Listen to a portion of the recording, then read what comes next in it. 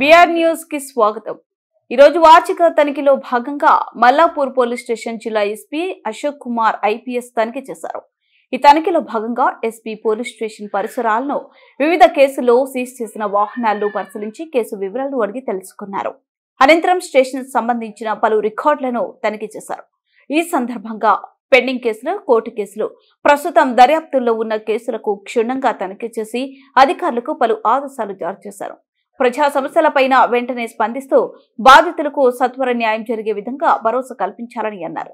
నేరాల నివారణే లక్ష్యంగా పనిచేయాలని సూచించారు। విజిబుల్ పోలీసింగ్ పై ప్రత్యేక దృష్టి చూపుతూ స్టేషన్ పరిధిలోని గ్రామాలను తరచూ సందర్శించాలన్నారు। త్వరలో లోకల్ బాడీ ఎన్నికలు జరిగే అవకాశం ఉన్నందున అధికారులు, సిబ్బంది సన్నద్ధంగా ఉంటారని, పకడ్బందీగా పనిచేయాలని, గ్రామాలలో జరిగే శాంతి భద్రతల అంశాలను ముందస్తు సమాచారం సేకరించి సమస్యలు తలెత్తకుండా తగు చర్యలు తీసుకోవాలని సూచించారు।